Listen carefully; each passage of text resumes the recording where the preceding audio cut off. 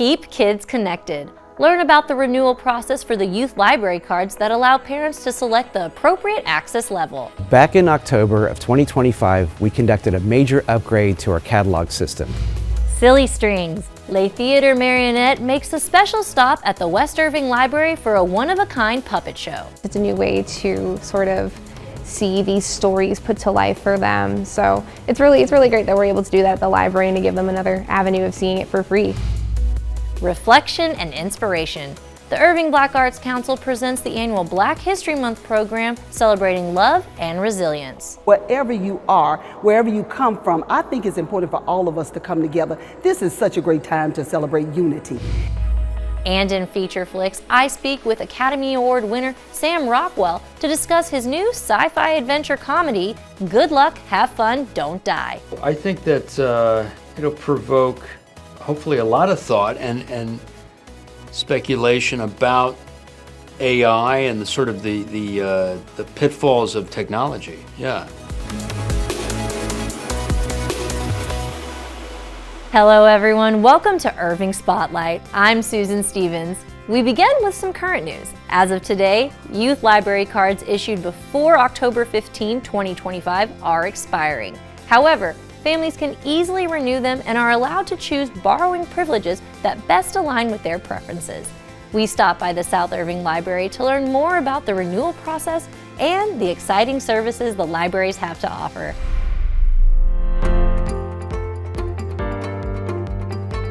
Back in October of 2025, we conducted a major upgrade to our catalog system. And one of the enhancements that came out of it is an ability for parents to select a new type of card for their children and teens. The limited access card offers an opportunity for parents to select whether they want their children to have access to all library materials or just those that they would deem age appropriate. On February the 20th, any families that have children's or teen cards from prior to October of last year, we're going to go ahead and expire those. How renewals work, in this particular case, the parent will have to come into the library. They're going to need to bring a photo ID. The second thing that they're going to need is the library card that they want to renew. They're going to be filling out a youth registration card form, and on the form, besides the essential information, at that time they'll make the selection of whether they want to have full access or access for just the children's collection or the teen collection. With the limited access card, I like to promote the new seed collection that can be found at all three of our library locations. We have a lot of seeds that people can come in and check out for free. For families who like to go beyond the book and exploring topics with their kids, we have Little Steamer backpacks, and they're on all sorts of wonderful science and technology topics. We cover dinosaurs and planets, magnetism, nutrition. Besides books, we've got DVDs, Blu-ray, we have audio CDs, we have so many options online.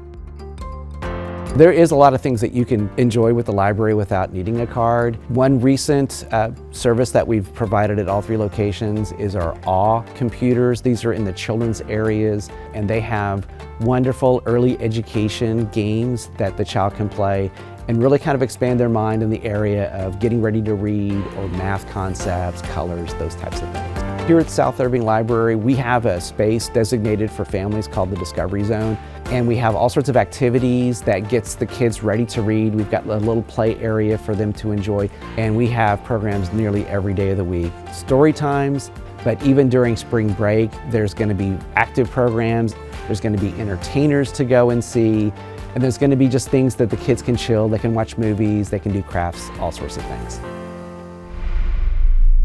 One of the many fun and free programs the libraries host are the unique puppet shows. Theatre Marionette makes a visit to West Irving Library to present Silly Strings, a comical variety show the whole family can enjoy.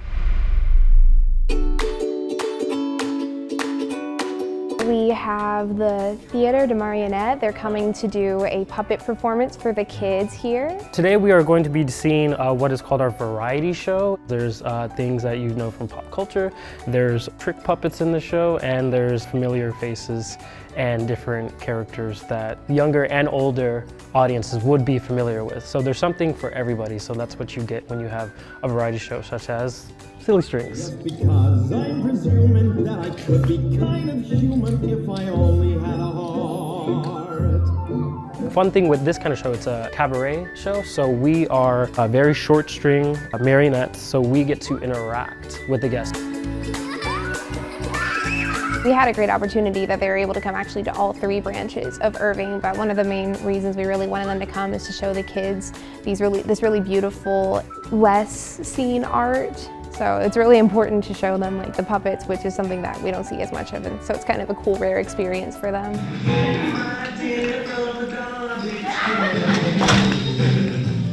Live theater is so important because it's a whole other medium of an artistic experience. It's a new way to see these stories put to life for them. So it's really great that we're able to do that at the library and to give them another avenue of seeing it for free. The first time I saw a puppet show was watching my boss now, who I get to perform with. I watched a production of The Little Mermaid, and I was in the chairs with the kids just like, move out of, like, move out of, let me watch, yeah. So it's fun. Every month the library has new different free programs. They're always free for people to come in, and over spring break we're doing programs all week. We've got a bubble truck and a circus performance, so it's just really great to have all these different, really diverse experiences for kids. The laughs continue with the new sci-fi comedy Good Luck, Have Fun, Don't Die. I spoke with the star and Academy Award winner Sam Rockwell about the film and his iconic Oscar speech. Thank you so much for taking the time to speak with me today. It's truly Of course. an honor. Thanks for being a part of it. Yeah. Oh yeah, I love the film. I know that director Gore Verbinski said that humor is a very powerful way of making you think about things. Yeah.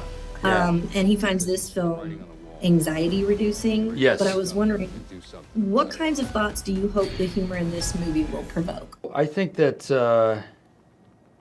it'll provoke hopefully a lot of thought and speculation about AI and the sort of the pitfalls of technology. Yeah.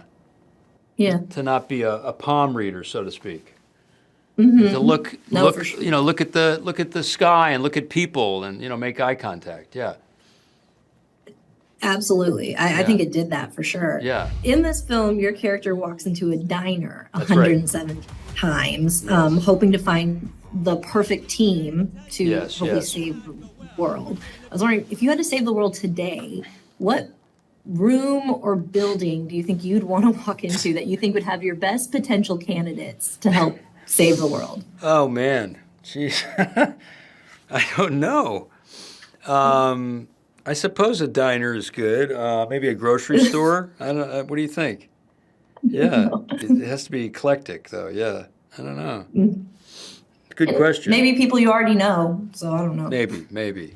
I've always wanted to ask you this, Yeah. and ever since your speech at the Oscars, where you had mentioned how your parents were a big reason for your love of cinema.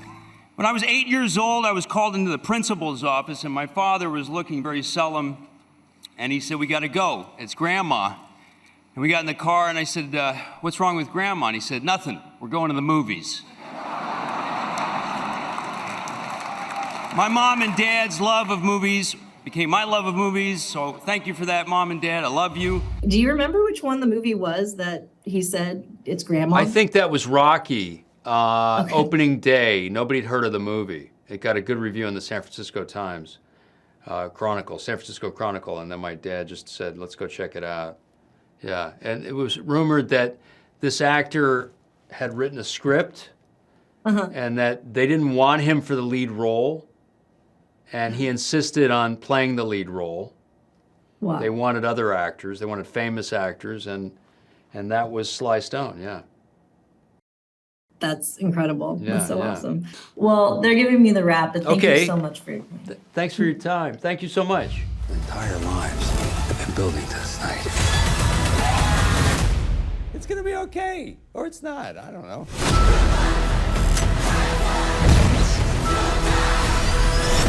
Good Luck, Have Fun, Don't Die is now playing. Check AMC Irving Mall and Alamo Drafthouse Cinema Los Cleanes for showtimes. While Good Luck, Have Fun, Don't Die is a futuristic ride, we look back at the past to celebrate culture and tradition at the city's annual Black History Month program. Thank y'all so much for coming to have coffee with me today. Well, thank you so much for inviting me. You know, anytime I get a chance to talk with you ladies, I'm loving it. A Seat at the Table is the feature presentation at this year's Black History Month program. We have Remembering Black Dallas, and they are highlighting African Americans just here in North Texas, to include 4 ladies that came from the Bear Creek community. The scene, set in 1955, shows Irving residents Georgia Farrow, Josie O. Davis, Early Wheeler, and Jackie Townsell gathering for an important discussion. What's being portrayed here today is just that. It's kitchen talk. It's women getting together to figure out how they can organize and be better for their community.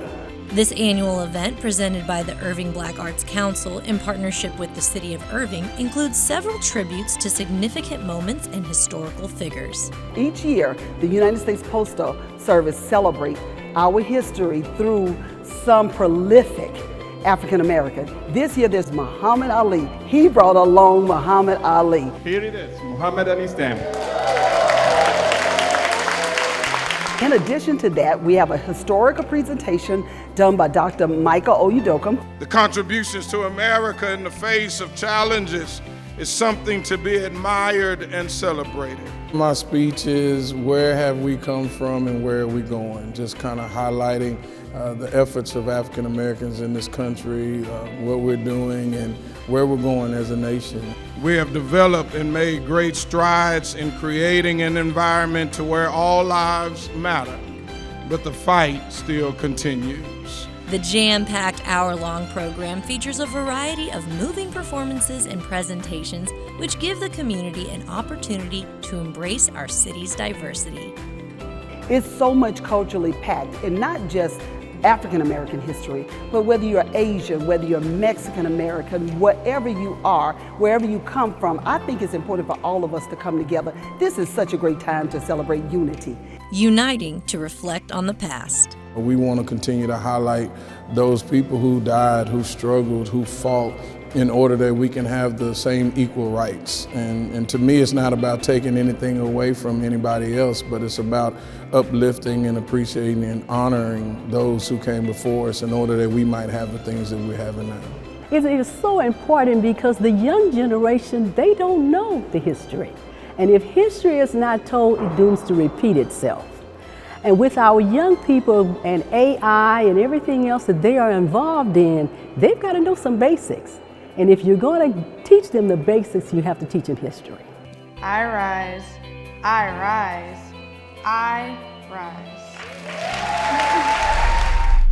There are even more ways the community can celebrate Black History Month, along with taking part in fun activities around the city. Levi Gomez, our man about town, shares his suggestions. Pascalinas hosts a Wags and Kisses pop-up on February 20th from 3 to 6 p.m. The pup-approved fun includes a kissing booth photo op, dog caricatures, and the pet treat truck. Irving Animal Services will be there with adoptable dogs looking for their forever homes.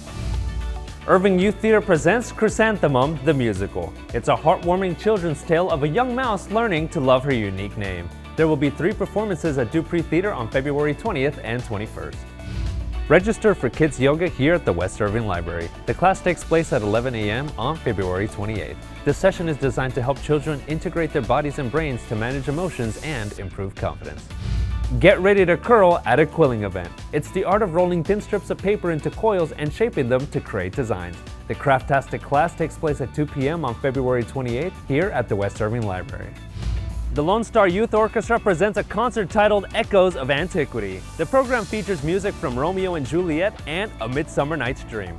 The performance is at 7 p.m. on March 4th in Carpenter Hall.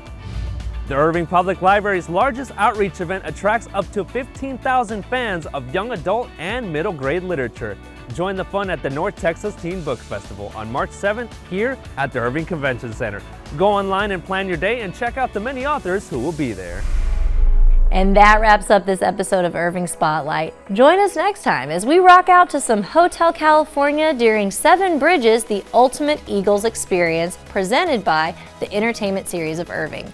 And we play in the snow and slide on over to Levy Event Plaza for this year's Frost Fest. As always, tell us the stories you'd like to see on the show. You can email us at ictn@irvingtx.gov or connect with us on social media. So, subscribe to our YouTube channel, like us on Facebook, and follow us on X and Instagram. We'd love to hear from you. Thanks so much for tuning in and have a great evening. For Irving Spotlight, I'm Susan Stevens.